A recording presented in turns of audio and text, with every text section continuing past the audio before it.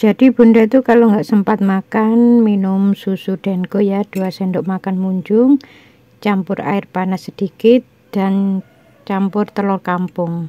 Jadi telur kampung 1 dikocok, campur susu Denko 2 sendok munjung, air panasnya sedikit dan ditambah dengan air hangat.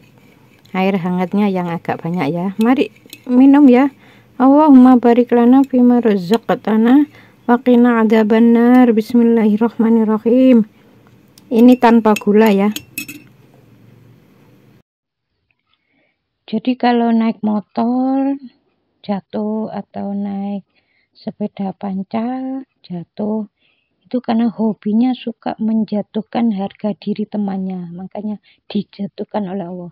Jadi kalau nggak parah biasanya ya insya Allah dosanya nggak begitu tinggi. Kalau parah ya berarti dosanya sudah numpuk terlalu banyak.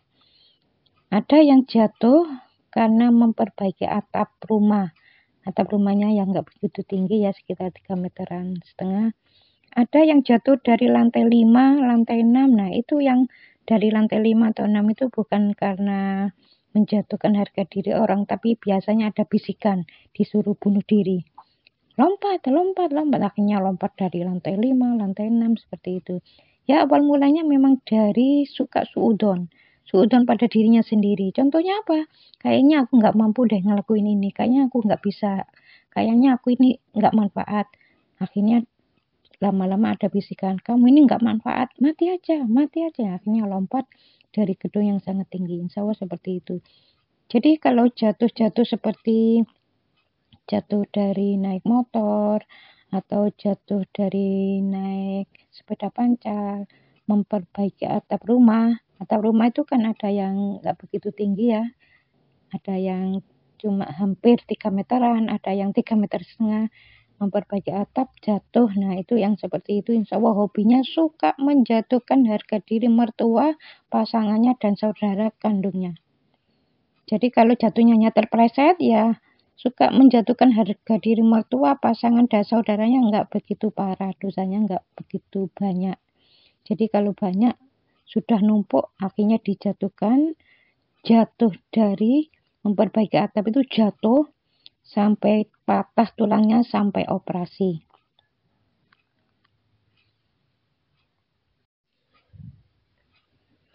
Jadi kalau jatuh dari motor, jatuh dari naik pohon itu kan ada yang nggak tinggi, ada yang tinggi ya. Kalau dosanya lumayan besar, biasanya dijatuhkan oleh Allah Ta'ala dari pohon yang tinggi, jatuh sampai pingsan, sampai patah tulangnya, dioperasi. Tapi kalau dosanya nggak begitu banyak, biasanya jatuh dari pohonnya nggak begitu tinggi.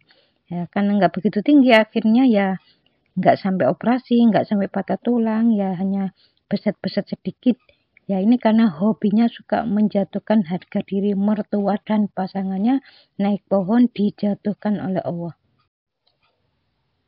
Bismillahirrahmanirrahim. Assalamualaikum warahmatullahi wabarakatuh.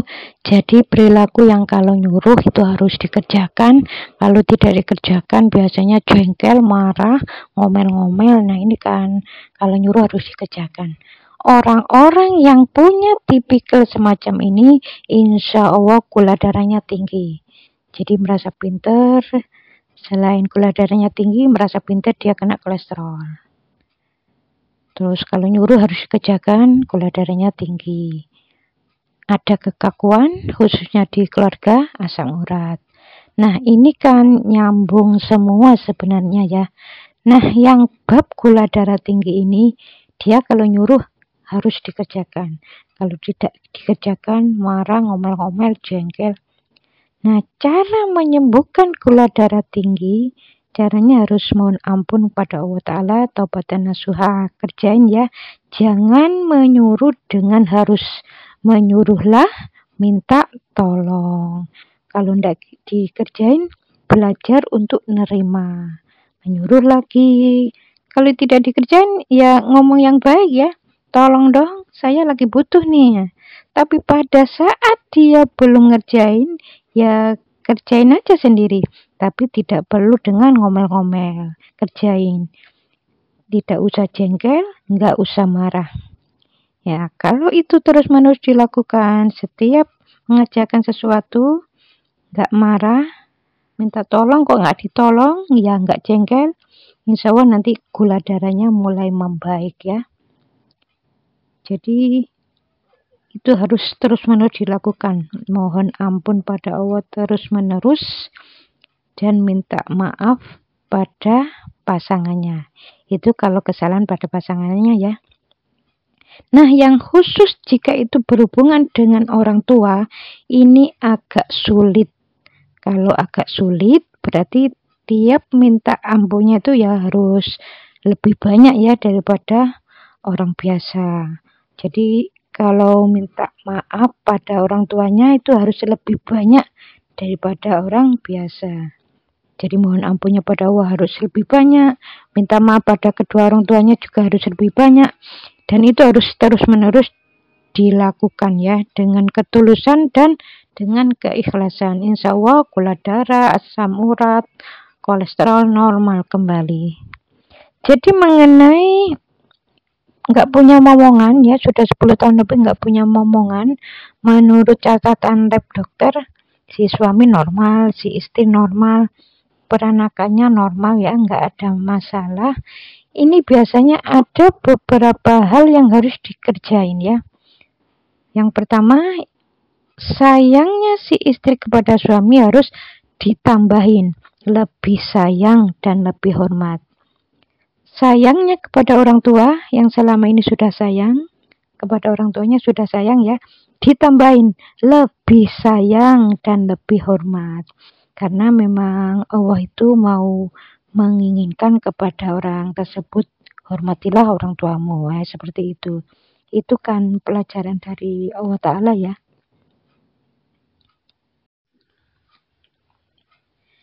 Sekarang ini kan musimnya hujan ya. Sebenarnya kalau anak-anak itu rentan. Jadi kalau anak-anak sebelum balik, jadi anak yang balita atau tidak balita tapi belum balik, ini sebenarnya masih rentan dengan sikap orang tuanya. Orang tuanya yang mana nih?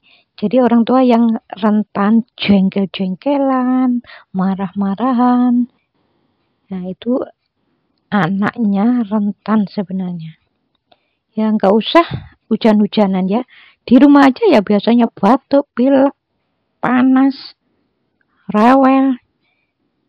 Jadi hujan itu sebenarnya rahmat dari Allah Ta'ala. Insya Allah tidak menjadikan sakit ya. Kecuali memang hujan-hujanan itu ya sampai berjam-jam dalam kondisi yang memang badannya lagi tidak nyaman ya, bisa aja seperti itu. Ya berarti ada kesombongan ya dalam melakukan, aku nggak mungkin pilek ya, akhirnya main hujan-hujanan. Kan orang tuanya ada kesombongan, anakku ini nggak mungkin pilek meskipun hujan-hujanan kuat. Ya biasanya yang seperti itu ya malah batuk pilek. Karena ada kesombongan dalam melakukan itu. Nah itu kan nggak boleh ya. Jadi jangan mengatakan kalau hujan-hujanan itu nanti sakit. Bukan hujan itu yang menjadikan sakit. Tapi karena perilaku orang tuanya yang menjadikan si bayi, balita, atau anak yang belum balik itu sakit. Jadi misalnya ini ada seorang istri, Pak, tolong Pak, gendong Pak, bayi Pak, tolong. Terus si bapaknya ini nggak mau, si suaminya ini nggak mau. Akhirnya jengkel. Nah itu kalau imannya bagus, nggak usah menunggu beberapa hari ya. Besok pagi itu sudah mulai panas. Ya kenapa? Kalau orang itu imannya bagus, melakukan dosa langsung diingatkan oleh Allah, biasanya besoknya itu langsung panas anaknya. Atau si bapak jengkel terhadap pekerjaan. Misalnya ya di sekolah ya teman-temannya semuanya sudah pulang, terus nggak boleh pulang sama kepala sekolahnya, ya terus jengkel. Nah itu pulang dari sekolah nanti malamnya itu bisa aja panas. Seperti itu. Jadi semakin baik iman seseorang, semakin cepat sekali kena musibah kalau melakukan dosa. Tapi kalau imannya nggak bagus, melakukan dosa berulang kali, ya anaknya nggak langsung panas. Ya menunggu beberapa bulan baru panas.